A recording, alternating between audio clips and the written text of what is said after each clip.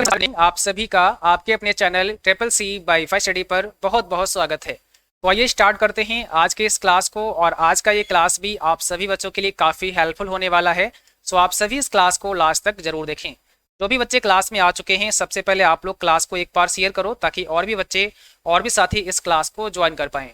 और इस क्लास को स्टार्ट करने से पहले आप सभी को बता दें, अगर आप हमारा ई बुक डाउनलोड करना चाहते हैं तो अभी आप इसे डाउनलोड कर सकते हैं।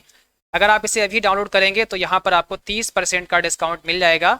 और इसके लिए आपको ट्रिपल सी वाईफाई एक डिस्काउंट कोड इस्तेमाल करना होगा। ये डिस्काउंट आपको 7 जुलाई 2021 रात 11 बजे तक ही मिलेगा। ओके, तो आइए स्टार्ट करते हैं। आज का सबसे पहला प्रश्न आपसे पूछा गया है और इसमें पूछा है, इनमें से कौन सा स्टोरेज माध्यम सर्कुलर प्लेट के रूप में होता है। आपको बताना है कौन सा स्टोरेज माध्यम सर्कुलर प्लेट के रूप में होता है। Cache memory, hard disk, register या फिर रैम। तो बताइए इसमें कौन सा राइट आंसर होगा। तो आपने देखा होगा आपकी जो हार्ड डिस्क होती है इसके अंदर भी एक सर्कुलर प्लेट होती है ना, जैसा कि आप यहाँ पर देख सकते हैं। जैसे आपने देखा होगा सीडी, सीडी क्या होती है, एक सर्कुलर प्लेट होती है। सीडी तरह ही एक यहाँ पर भी सर्कुलर प्लेट लगी होती है और यहाँ पर आपका रीड एंड राइट हेड होता है जो इसमें डेटा रीड एंड राइट करने का काम करता है। तो यहाँ पर हमारा सही जवाब हो जाएगा option number B, hard disk. चलिए क्वेश्चन नंबर सेकंड देखते हैं और यहाँ पर क्या पूछा है, कंप्यूटर साक्षरता दिवस कब मनाया जाता है। आपको बताना है कंप्यूटर साक्षरता दिवस कब मनाते हैं। 1 दिसंबर को मनाया जाता है, 2 दिसंबर को मनाया जाता है, 5 दिसंबर या फिर 1 दिसंबर को मनाया जाता है। तो इसमें कौन सा आपका सही जवाब है, बताइए।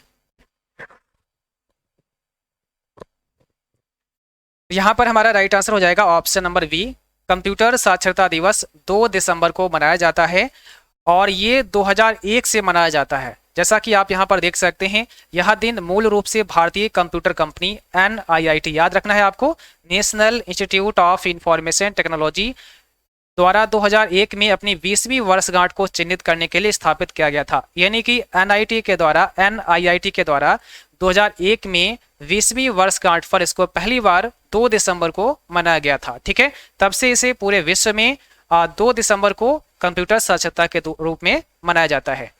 अगला क्वेश्चन देखिएगा, एक उच्च स्तरीय भाषा को कंपाइलर की मदद से मशीनी भाषा में अनुवादित किया जाता है। जो हाई लेवल की लैंग्वेज होती है उसको कंपाइलर की मदद से ट्रांसलेट करते हैं लो लेवल में, यानी कि मशीन लैंग्वेज में। तो क्या इसका सही जवाब है, ट्रू है या फिर फॉल्स है।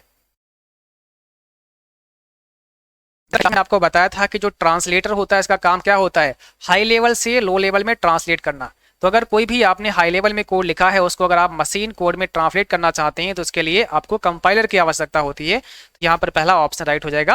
आपको बताना है the title bar display the name of the current active document. Title bar पर वर्तमान में सक्रिय दस्तावेज का नाम प्रदर्शित होता है, यानी कि जो आपका एक्टिव डॉक्यूमेंट है उसका नाम टाइटल बार पर दिखाई देता है। क्या ये सही है। टाइटल बार कहां पर होती है, आपके डॉक्यूमेंट में सबसे जो पहली बार होती है, सबसे टॉप बार, उसे कहते हैं साइड, उसे कहते हैं टाइटल बार।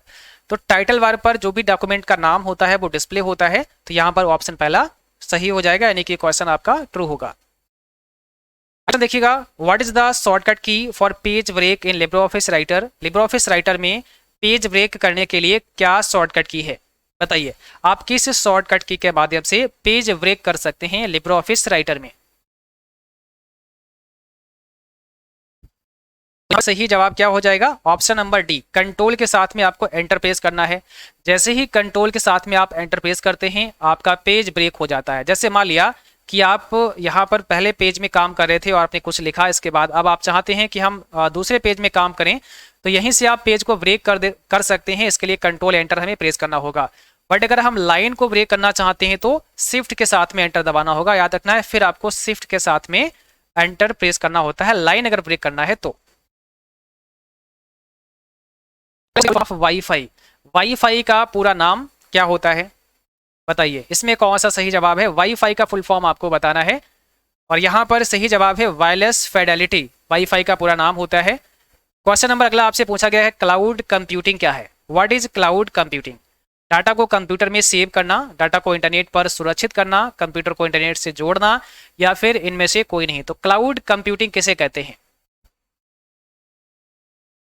यहाँ पर क्या हो जाएगा, ऑप्शन बी, डाटा को इंटरनेट पर सुरक्षित करना ही क्लाउड कंप्यूटिंग है। और यहाँ पर आप समझ सकते हैं जो क्लाउड कंप्यूटिंग है दो प्रकार का होता है, एक तो पब्लिक है, दूसरा आपका प्राइवेट है। पब्लिक मतलब क्या है, data is made available to all users from their official home page, यानी कि आप जो आपका पब्लिक होता है उसमें डेटा सभी यूजर्स के लिए अवेलेबल होता है। बट प्राइवेट में क्या होता है, data is private, no one can read and steal it, यानी कि यहाँ पर डेटा प्राइवेट होता है, इसको कोई भी रीड नहीं कर सकता है, जिसका एक्सेस है इसके पास वही इस डेटा को रीड कर सकता है। ठीक है, तो याद रखना है। बाकी कुछ क्लाउड कंप्यूटिंग के नाम हैं, कुछ क्लाउड कंप्यूटिंग सर्विस प्रोवाइड करने वाली कंपनियों के नाम हैं जो कि यहाँ पर आप देख सकते हैं। जैसे सबसे पहले अगर बात करें तो Amazon EC2, elastic compute cloud इसका पूरा नाम है, याद रखना है। अमेजन EC2 का फुल फॉर्म है इलास्टिक कंप्यूट क्लाउड।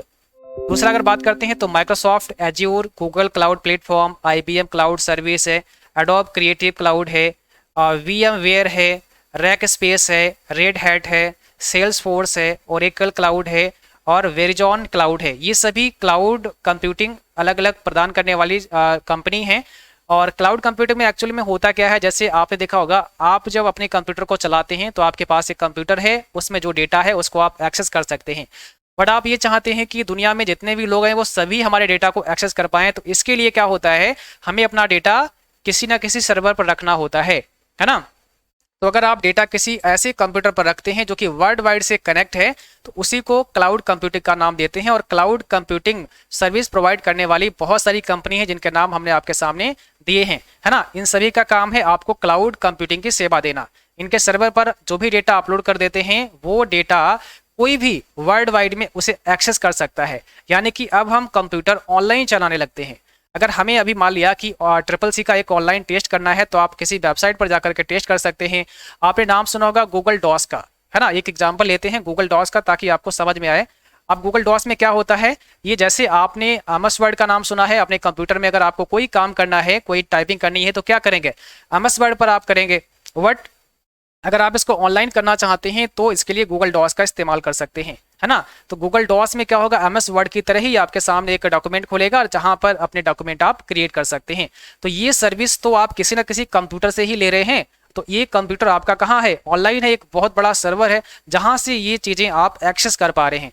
तो वो भी एक प्रकार का क्लाउड कंप्यूटिंग का ही एग्जाम्पल है। आप ये बोल सकते हैं कि हमारा जो भी डेटा इंटरनेट पर होता है, ऑनलाइन होता है, ये सब क्लाउड कंप्यूटिंग के अंदर ही आता है, आप ऐसा भी बोल सकते हैं। और क्लाउड कंप्यूटिंग अलग अलग कंपनी है जो कि आपको इसकी सेवा प्रोवाइड करती हैं। क्वेश्चन नंबर 9 में देखिए क्या पूछा है, ट्विटर क्या है, व्हाट इज ट्विटर। ब्लॉगिंग है, प्रोग्रामिंग है, माइक्रो ब्लॉगिंग है या फिर ऑल ऑफ दीज, इसमें से बताइए कौन सा राइट आंसर हो जाएगा। ट्विटर क्या है,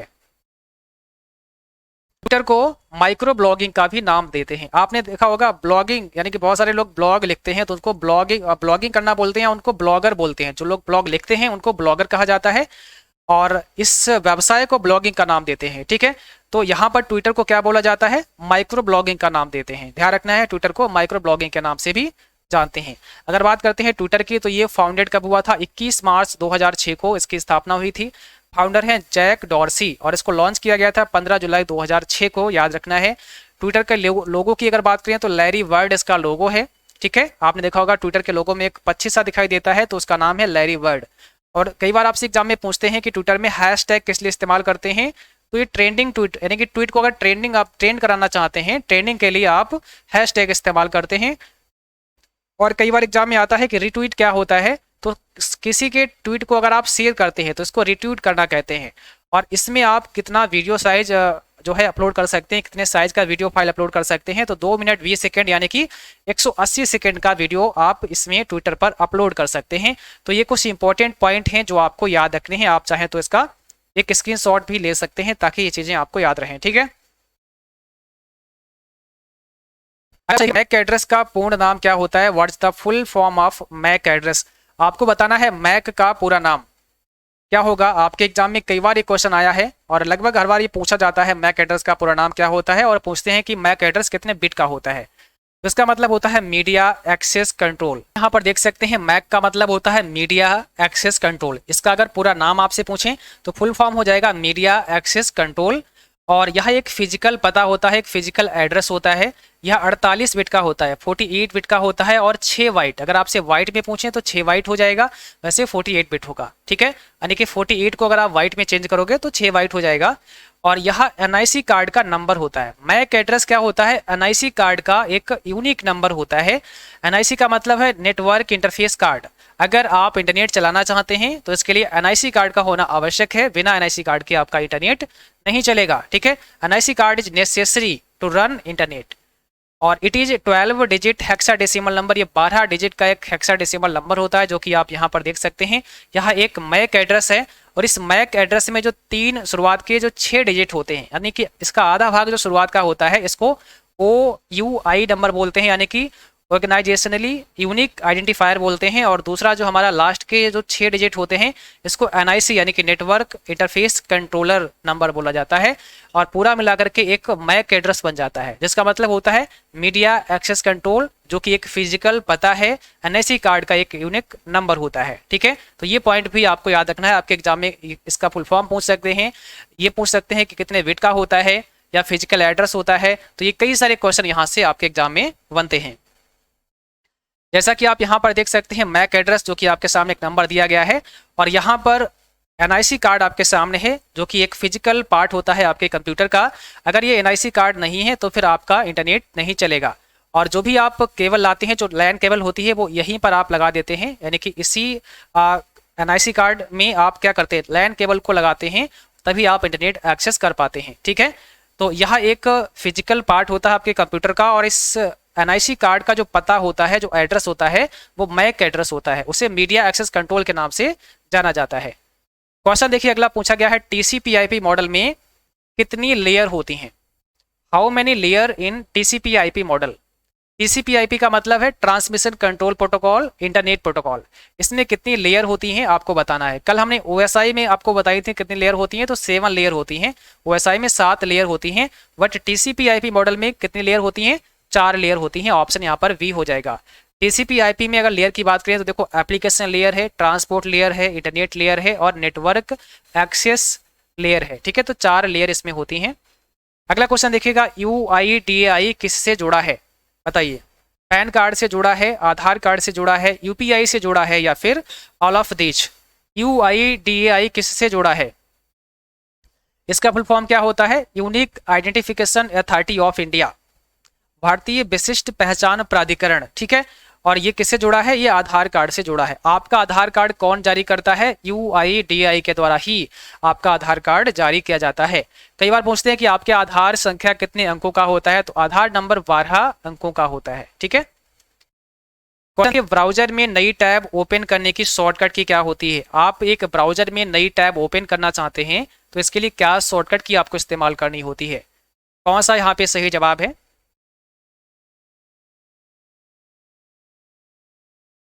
तो यहाँ ब्राउजर में एक नई टैब ओपन करना चाहते हैं तो Ctrl+T आप इस्तेमाल करेंगे। क्वेश्चन देखिए, इंस्टाग्राम किससे संबंधित है? आपको बताना है इंस्टाग्राम किससे संबंधित है। ऑप्शन देखिए, फेसबुक, गूगल, माइक्रोसॉफ्ट या फिर यूट्यूब। तो इसमें कौन सा राइट आंसर है? इंस्टाग्राम किससे संबंधित है, तो राइट आंसर हो जाएगा फेसबुक से संबंधित है, क्योंकि अब इंस्टाग्राम फेसबुक के पास है, यानी कि फेसबुक ने इंस्टाग्राम को परचेज कर लिया, खरीद लिया, आप ऐसा बोल सकते हैं। तो अब इंस्टाग्राम फेसबुक से संबंधित हो गया है। क्वेश्चन नंबर देखिए 15 में क्या पूछा है, इक्वल सीलिंग 97,7 का क्या रिजल्ट होगा? बताइए। सीलिंग फार्मूला यहाँ पर दिया गया है, जिसका आंसर आपको बताना है। और हमने जो फार्मूले वाली क्लास आपको पढ़ाई है उसमें ये सारे फार्मूले समझा दिए हैं, तो आप इन्हें देख सकते हैं अच्छे से समझने के लिए। यहाँ पर आपका सही जवाब हो जाएगा ऑप्शन बी 98। देखिए सीलिंग में क्या करना होगा, आपको 97 जैसे यहाँ पर दिया गया है, आगे कामा 7 दिया गया है, तो 97 से ऊपर की तरफ आपको देखना होगा ऐसी कौन सी वो पहली संख्या है जो 7 से पूरी तरह से डिवाइड हो जाए। तो 97 से ऊपर अगर देखेंगे 98 वो संख्या आपको मिल गई जो कि 7 से डिवाइड हो जाएगी। तो यहाँ पर 98 हमारा सही जवाब हो जाएगा। सेम ऐसे ही एक फार्मूला आता है फ्लोर, और फ्लोर फार्मूला भी सेम ऐसे ही काम करता है। उसमें हमें नीचे की तरफ देखना है, 97 से नीचे ऐसी वो कौन सी संख्या है जो 7 से डिवाइड हो जाए, वही हमारा आंसर होगा। तो ये दोनों एक जैसे ही हैं, बस थोड़ा सा फर्क है।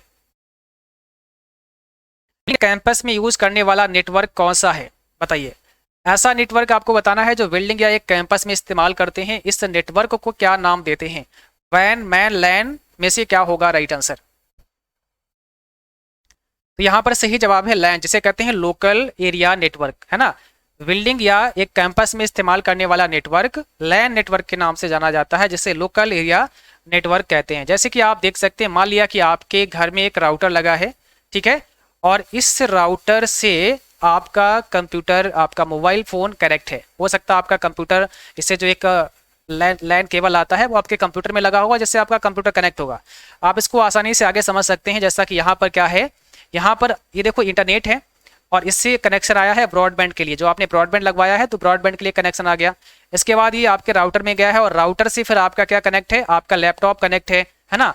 आपने यहाँ पर ये प्रिंटर कनेक्ट कर रखा है और ये वाईफाई से फिर आपने क्या रखा है, आपने अपना लैपटॉप कनेक्ट कर रखा है। यानी कि आपने अपने घर में जो एक ब्रॉडबैंड कनेक्शन लिया है, उस ब्रॉडबैंड कनेक्शन से आपका कंप्यूटर कनेक्ट है। यानी कि यहाँ पर राउटर लगा है और इस राउटर से एक लैन केबल आती है आपके कंप्यूटर तक, ठीक है। तो इस राउटर से जो लैन केबल आती है और ये आपके कंप्यूटर में लग जाती है, इसी को कहते हैं क्या, यहाँ पर एक लैन नेटवर्क बन गया। अभी तो देखो यहाँ पर वैन था, जो भी जिसे हम वाइड एरिया नेटवर्क कहते हैं, जो हम इंटरनेट एक्सेस करते हैं उसे हम वाइड एरिया नेटवर्क का नाम देते हैं। लेकिन यहाँ पर जैसे कि राउटर से जब आपने अपने डिवाइस को कनेक्ट किया है वाई लैन केबल, तो ये एक यहाँ पर एक अलग से नेटवर्क बनाता है, जिसे लोकल एरिया नेटवर्क का नाम देते हैं। या फिर आप ऐसे समझ सकते हैं कि अगर आपने यहाँ पर वाईफाई ऑन कर दिया अपने राउटर का और आप अपना डिवाइस वाईफाई से भी यहाँ पर कनेक्ट कर सकते हैं। यानी कि इस राउटर से आप दो प्रकार से अपने डिवाइस को कनेक्ट कर सकते हैं। आप चाहें तो लैन केबल सीधे ही अपने कंप्यूटर में लगा देंगे या फिर वाईफाई से अपने कंप्यूटर या मोबाइल को कनेक्ट करा सकते हैं। और ये वाईफाई से या फिर जो आपने लैन केबल लगाया, यहाँ पर जो नेटवर्क बना है, इसको लोकल एरिया नेटवर्क का नाम देते हैं। एक और एग्जाम्पल से आप समझ सकते हैं, जैसे आपने देखा होगा कई सारे कोचिंग इंस्टीट्यूट में क्या होता है, एक पीसी लगा है और एक पीसी से वो कई सारे पीसी कनेक्ट करते हैं।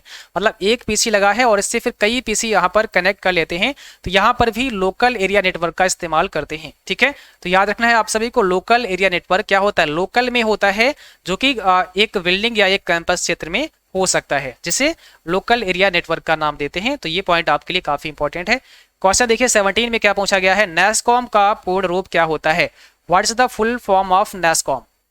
बताइए यहाँ पे कौन सा राइट आंसर हो जाएगा। जैसे अगर यहाँ पर एक और एग्जांपल हम आपको समझाते हैं, यहाँ पर अगर बात करते हैं, जैसे मान लिया आपका मोबाइल फोन है और आपने अपने मोबाइल फोन में हॉटस्पॉट को ऑन कर दिया। हॉटस्पॉट जैसे ही आपने ऑन किया, अगले ने वाईफाई ऑन किया और आपके मोबाइल फोन से दूसरे का मोबाइल फोन कैसे वाईफाई के माध्यम से कनेक्ट हो गया। तो यहाँ पर भी तो आपका मोबाइल और दूसरे का मोबाइल जो कनेक्ट हुआ, इसमें भी एक नेटवर्क बना। तो यहाँ पे कौन सा नेटवर्क बना, बताइए यहाँ पर कौन सा नेटवर्क बना। आपके पास एक मोबाइल फोन है, एक और दूसरे के पास मोबाइल फोन है, आपने अपना हॉटस्पॉट ऑन किया, अगले ने वाईफाई ऑन किया और ये इंटरनेट से कनेक्ट हो गया। अब आपका इंटरनेट, आपका डेटा इस मोबाइल में चल रहा है, तो यहाँ पर कौन सा नेटवर्क बना, इसे कहते हैं लैन। इसे भी कहते हैं लैन, लोकल एरिया नेटवर्क। लेकिन इसमें कोई तार नहीं लगाया आपने, यहाँ पर किसी तार का इस्तेमाल नहीं किया गया, इसलिए इसको क्या बोलेंगे, डब्ल्यू लैन बोलेंगे, यानी कि वायरलेस लोकल एरिया नेटवर्क का नाम देते हैं, ठीक है। तो ये पॉइंट भी याद रखना है। अब आपका जो मोबाइल फोन है वो एज ए राउटर वर्क कर रहा है, ठीक है। चलिए आगे बढ़ते हैं और यहाँ पर आपको बताना नेस्कॉम का पूरा नाम क्या होता है, जिसका फुल फॉर्म हो जाएगा national association of software and service computer. ये फुल फॉर्म होता है नेस्कॉम का, याद रखना है। और नेस्कॉम की स्थापना हुई 1 मार्च 1998 को। अगर फाउंडर्स की बात करें तो देबांग मेहता और नंदन नीलकंठ इसके फाउंडर हैं और इसका हेडक्वार्टर है न्यू दिल्ली में, ठीक है। इसकी स्थापना याद रखना है 1 मार्च 1998 को, ठीक है। डिलीट मेल को आप पुनः डैश से प्राप्त कर सकते हैं। डिलीट मेल को आप कैसे प्राप्त कर सकते हैं, कहां से प्राप्त कर सकते हैं, ट्रैश फोल्डर से, स्पैम फोल्डर से, आउटबॉक्स फोल्डर से, या फिर नन ऑफ दीज। तो इसमें कौन सा सही जवाब है, तो यहाँ पर राइट आंसर हो जाएगा ट्रैश फोल्डर से। जो भी आप मेल को डिलीट करते हैं बाय डिफॉल्ट वो आपका ट्रैश फोल्डर में जाता है और आप चाहें तो ट्रैश फोल्डर से उसको रिकवर कर सकते हैं, ठीक है। अगला क्वेश्चन है VCC की फुल फॉर्म क्या होती है, what is the full form of VCC। आपको VCC का पूरा नाम बताना है, blind carbon colour, blind carbon copy, black carbon copy, या फिर नन ऑफ दीज। तो इसमें कौन सा सही जवाब है, VCC का मतलब होता है ब्लाइंड कार्बन कॉपी, ठीक है। और कई बार आपसे पूछेंगे CC का मतलब बताओ, तो CC का मतलब होगा कार्बन कॉपी। अगला क्वेश्चन है अमेजॉन क्या है, what is Amazon. Social site है, कॉमर्शियल साइट है, मैसेंजर है, या फिर नन ऑफ दीज। इसमें से आपको बताना है अमेजॉन क्या है? तो सही जवाब हो जाएगा एक कॉमर्शियल साइट है ना, एक कॉमर्शियल साइट है आपकी अमेजन, आपका फ्लिपकार्ट भी एक कॉमर्शियल साइट है। तो जहां पर ई कॉमर्स होता है, जहां पर आप किसी सामान को, किसी प्रोडक्ट को आप परचेज करते हैं, तो उसे हम ई कॉमर्स साइट बोलते हैं, या ई कॉमर्स वेबसाइट का भी नाम उसे आप दे सकते हैं। अगर बात करते हैं अमेजन कब फाउंडेड हुआ, इसकी स्थापना कब हुई, तो 5 जुलाई 1994 को, और इसके फाउंडर का नाम है जेफ बेजोस, ये भी आपको याद रखना है। अगला क्वेश्चन है विंडोज 10 में डिफॉल्ट कौन सा वेब ब्राउजर होता है, यानी कि विंडोज 10 के अंदर बाय डिफॉल्ट वेब ब्राउजर कौन सा इंस्टॉल होता है? यहां पर बताइए जल्दी से कौन सा राइट आंसर होगा। और अगर अभी तक आप लोगों ने क्लास को लाइक नहीं किया है तो आप सभी क्लास को लाइक करो और शेयर करो। तो जो विंडोज 10 होता है इसमें डिफॉल्ट ब्राउजर कौन सा होता है, माइक्रोसॉफ्ट एज नाम से होता है, याद रखना है। और अगला क्वेश्चन आपके लिए काफी इंपॉर्टेंट है, यहाँ पर पूछा गया है विंडोज 11 कब लॉन्च किया गया। अभी आपने नाम सुना होगा, विंडोज 11 का हाल ही में लॉन्च किया गया है, तो आपको बताना है कब लॉन्च किया गया है। क्या 24 जून 2021 को लॉन्च हुआ है, 15 जून 2021 को लॉन्च हुआ है, 28 जून 2021 को लॉन्च हुआ है, या फिर 1 जुलाई 2021 को लॉन्च हुआ है। तो अब विंडोज 11 भी लॉन्च हो गया है, हालांकि अभी मार्केट में नहीं आया है, जहां तक है अक्टूबर नवंबर तक के मार्केट में आने की उम्मीद है, बट ये लॉन्च हो चुका है। ठीक है, कब हुआ है तो याद रखना है 24 जून 2021 को विंडो 11 को लॉन्च किया गया है माइक्रोसॉफ्ट के द्वारा। जैसा कि विंडो 11 आप यहां पर देख सकते हैं, आपके सामने है, इसमें भी बहुत सारे आपको चेंजेस मिलेंगे देखने को। ठीक है, बहुत सारी नई चीजें यहाँ पर ऐड की गई हैं। जैसे अगर आप यहाँ देखेंगे तो यहाँ पर ये जो आइकन है ये अब टास्क बार में बीच में आ गए हैं, है ना, टास्क बार में बीच में आपको ये आइकन देखने को मिलेंगे। बाकी इस पर सभी एंड्रॉइड ऐप भी आप चला सकते हैं, जो एंड्रॉइड एप्लीकेशन है उनको भी आप यहाँ पर सीधे चला सकते हैं, बट ये एंड्रॉइड ऐप आपको अमेजन स्टोर पर ही मिलेंगे, यानी कि अगर आप अमेजन स्टोर से डाउनलोड करते हैं तो वही एंड्रॉइड ऐप आप यहाँ पर चला सकते हैं। तो इसका याद क्या रखना है कि विंडो 11 को कब लॉन्च किया गया, 24 जून 2021 को लॉन्च किया गया, लेकिन अभी ये मार्केट में अवेलेबल नहीं है, जहां तक है अक्टूबर नवंबर तक के मार्केट में भी शायद अवेलेबल हो जाएगा। ठीक है, अगला क्वेश्चन देखिएगा, वेब फाइल में डॉट के बाद डिफॉल्ट फाइल एक्सटेंशन क्या होता है। वेब फाइल में डॉट के बाद जो डिफॉल्ट फाइल एक्सटेंशन होता है वो क्या होता है? यहाँ पे सही जवाब है, तो यहाँ पे राइट आंसर है ऑप्शन बी, .html होता है। .html यानी कि किसी वेब पेज का अगर एक्सटेंशन की बात करते हैं तो .html उसका राइट आंसर हो जाएगा। इसका मतलब हाइपर टेक्स्ट मार्कअप लैंग्वेज। और क्वेश्चन आपको बताना है निम्न में से कौन ऑपरेटिंग सिस्टम को रैम में सर्च एवं लोड करने के लिए रिस्पॉन्सिबल है, यानी कि कौन ऑपरेटिंग सिस्टम को रैम में लोड और सर्च करने के लिए रिस्पॉन्सिबल है, बूटस्ट्रैप लोडर, सीमॉस, डीमॉस या फिर बायोस। तो कल ही शायद हमने एक क्वेश्चन इसी से संबंधित आपको बताया था। क्वेश्चन एक जैसा ही होता है, बस उसको पूछने का ढंग बदल जाता है। तो अगर आपने सही से पढ़ा है, समझा है, तो आराम से उसका जवाब कर पाएंगे। और यहाँ पर भी आपका पहला ही ऑप्शन करेक्ट है। बूट स्ट्रैप लोडर का काम क्या होता है, कल हमने आपको बताया था बूट स्ट्रैप लोडर का काम क्या होता है। तो ये ऑपरेटिंग सिस्टम को आपकी रैम में, जो आपकी हार्ड डिस्क है वहां पर जो ऑपरेटिंग सिस्टम होता है उसको रैम के अंदर लोड कराने का काम करता है। ठीक है, ऑप्शन पहला यहाँ पे करेक्ट है। और अगला क्वेश्चन है लिब्रियोफिस राइटर में टेक्स्ट को सेंटर करने के लिए किस की का इस्तेमाल होता है, किस की से आप टेक्स्ट को सेंटर कर सकते हैं, यानी कि सेंटर अलाइन कर सकते हैं। कंट्रोल ई से आप टेक्स्ट को, यानी कि जो भी आपने लिखा है अपने डॉक्यूमेंट में, अगर आप उसको सेंटर में लाना चाहते हैं तो कंट्रोल ई से आप उसे सेंटर में ला सकते हैं, कंट्रोल आर से उसको राइट में ले जा सकते हैं, और कंट्रोल एल से उसको लेफ्ट में ले जा सकते हैं। तो ये भी आपको याद रखना है।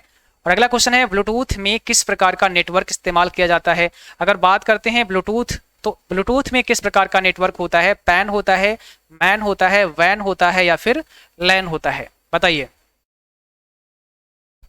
यहाँ पर कौन सा राइट आंसर है। तो यहाँ पर आपका सही जवाब हो जाएगा पैन होता है, जिसका मतलब होता है personal area network. Personal area network आपका सही जवाब हो जाएगा। अगला क्वेश्चन है the following is an example of pan.